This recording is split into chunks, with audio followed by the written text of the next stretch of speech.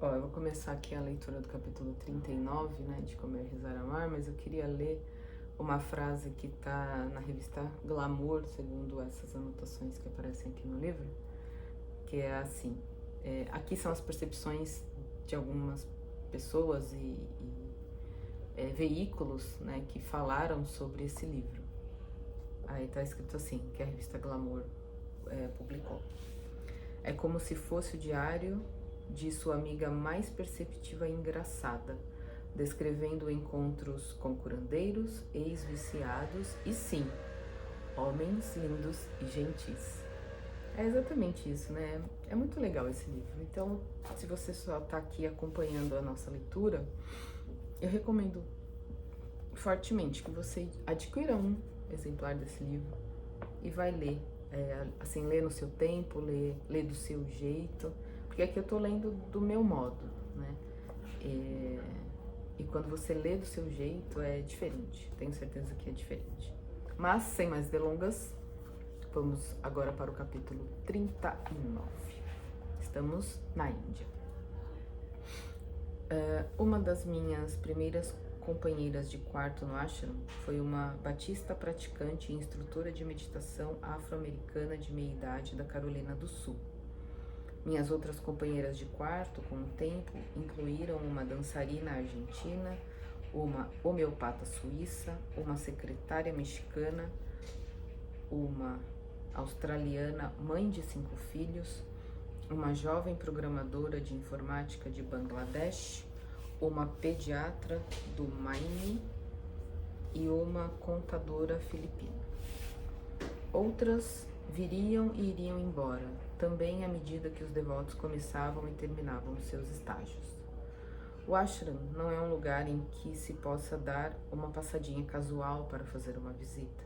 Em primeiro lugar, não é muito acessível. Fica bem longe de Mumbai, em uma estrada de terra, em um vale rural, perto de um vilarejo bonito e humilde, composto de uma rua, um templo, um punhado de lojas e uma população de vacas que passeia livremente, às vezes entrando na alfaiataria e deitando-se bem no meio da loja. Certa noite, notei que havia uma lâmpada de 60 watts suspensa em uma árvore por um fio no meio da cidade. É o único poste de luz do lugar. A economia local, na verdade, gira basicamente em torno do ashram, e ele é também o orgulho da cidade. Do lado de fora de seus muros, tudo é poeira e pobreza. Do lado de dentro, há jardins irrigados, canteiros de flores, orquídeas escondidas, canto de pássaros, mangueiras, jaqueiras, cajueiros, palmeiras, magnólias, figueiras de bengala. As construções são agradáveis, embora não sejam extravagantes. Há um refeitório simples, no estilo de uma cafeteria. Há uma biblioteca completa que armazena os escritos espirituais de todas as tradições religiosas do mundo. Há alguns templos para diferentes tipos de reuniões. Há 2 cavernas de meditação, subsolos escuros e silenciosos, com almofadas confortáveis, abertos dia e noite, para serem usados durante a prática da meditação. Há um pavilhão externo, coberto, onde pela manhã acontecem aulas de yoga e uma espécie de parque rodeado por uma pista oval para caminhadas, onde os alunos podem correr para se exercitarem. Durmo em um alojamento de concreto. Durante minha estada no ashram, em nenhum momento houve mais... Vamos de novo. Durante minha estada no ashram, em nenhum momento houve mais de 100 residentes ali. Se a Guru estivesse presente, esse número teria aumentado consideravelmente, mas ela não foi à Índia enquanto eu estava lá. De algum modo, eu já esperava isso. Ultimamente, ela vinha passando boa parte de seu tempo nos Estados Unidos, mas nunca se sabe quando pode aparecer em algum lugar de surpresa. Não é considerado essencial estar literalmente na sua presença para poder prosseguir os estudos com ela. Existe, é claro, a insubstituível viagem de se estar na presença de um mestre yogi vivo, E eu já tive essa experiência. Mas muitos devotos antigos concordam que às vezes isso também pode construir uma distração.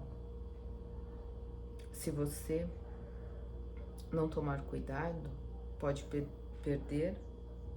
Vamos de novo? Mas muitos devotos antigos concordam que às vezes isso também pode constituir uma distração. Se você não tomar cuidado, pode se perder no redemoinho frenético causado pela celebridade que é a guru e perder o foco de sua verdadeira intenção.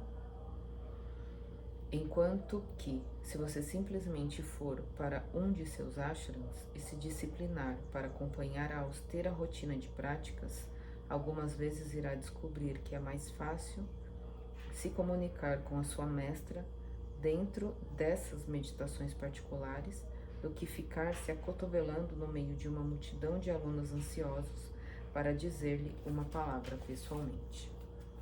Existem alguns funcionários pagos que trabalham por temporadas mais longas no ashram, mas a maioria do trabalho aqui é feita pelos próprios alunos. Alguns dos aldeões locais também são assalariados aqui. Outros habitantes da região são devotos da Guru e vivem aqui como alunos. Um adolescente indiano do ashram, de alguma forma, realmente despertou meu fascínio. Havia algo em sua, perdoe a palavra, mas aura, que me atraía muito. Para começar, ele era incrivelmente magro, embora isso seja uma coisa relativamente normal por aqui. Se existe alguma coisa neste mundo mais magra do que um adolescente indiano, eu teria medo de ver. Vestia-se do mesmo jeito que os meninos interessados em informática da minha escola de ensino fundamental costumavam se vestir para shows de bandas. Calças escuras e camisas de botão brancas, compridas demais, que faziam seu pescoço fino, mais parecendo um caule, esticar-se para fora do colarinho como uma única margarida espichada para fora de um vaso gigante. Seus cabelos estavam sempre bem penteados e molhados. Ele usava um cinto de homem mais velho, que dava quase 2 voltas no que deveria ser uma cintura de 40 centímetros. Vestia as mesmas roupas todos os dias. Percebi que aquilo era o seu uniforme. Ele devia lavar a camisa à mão todas as noites e passá-la pela manhã. Embora essa atenção com vestuário também seja típica aqui, os adolescentes indianos, com suas roupas engomadas, rapidamente me fizeram sentir vergonha dos meus vestidos amassados de camponesa e fizeram-me adotar roupas mais limpas, mais modestas. Mas o que esse garoto tinha que me causava tanto impacto? Porque eu ficava tão comovida sempre que eu via seu rosto, um rosto tão cheio de luminosidade que parecia que havia acabado de chegar de longas férias na Via Láctea. Finalmente perguntei a outra adolescente indiana quem ele era. Ela respondeu com naturalidade: é filho de um dos comerciantes daqui. A família dele é muito pobre e a Guru convidou-o para ficar aqui. Quando ele toca tambor, você escuta a voz de Deus. Um dos templos do ashram fica aberto ao público em geral e muitos indianos o frequentam durante o dia para prestar homenagem a uma estátua de Siddha Yogi, o mestre aperfeiçoado, que estabeleceu sua linha de ensinamentos nos anos 1920 e ainda é reverenciado na Índia como um grande santo. Mas o restante do ashram é só para alunos.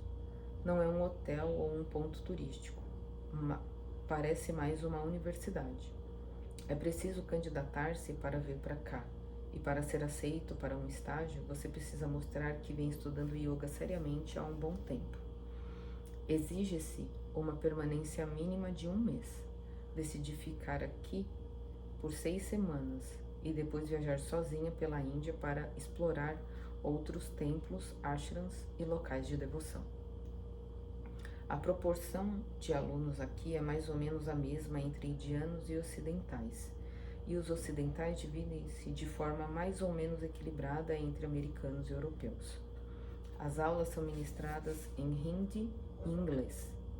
Quando você se candidata, precisa escrever um ensaio, apresentar cartas de referência e responder a perguntas sobre sua saúde mental e física, sobre qualquer histórico possível de abuso de drogas ou álcool e também sobre sua estabilidade financeira. A Guru não quer que as pessoas usem o seu ashram para fugir de qualquer confusão em que possam ter se metido em suas vidas reais. Isso não ajudará ninguém. Ela também tem uma política segundo a qual, se a sua família ou as pessoas próximas a você, por algum motivo, opuserem-se terminantemente à ideia de você seguir os ensinamentos de uma guru e morar em um ashram, então você não pode fazer isso. Não vale a pena. Simplesmente fique em casa, em sua vida normal e seja uma boa pessoa. Não há por que transformar isso em um drama mexicano. O nível da sensibilidade prática dessa mulher sempre me reconforta. Para vir para cá, portanto, você precisa demonstrar que também é um ser humano sensível e prático.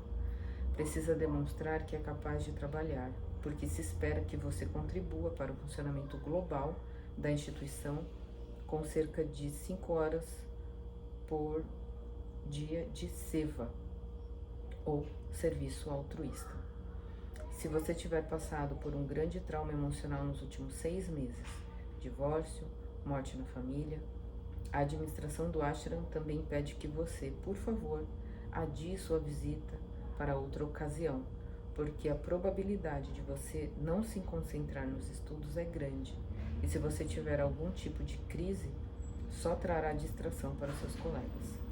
Acabo de sair desse período pós-divórcio. E quando penso na angústia mental que estava atravessando logo depois de sair do meu casamento, não tenho dúvida de que teria sido um enorme peso emocional para todo mundo nesse ashram se eu tivesse vindo para cá naquele momento. Foi muito melhor descansar primeiro na Itália, recuperar a força e saúde e vir depois, porque vou precisar dessa força agora.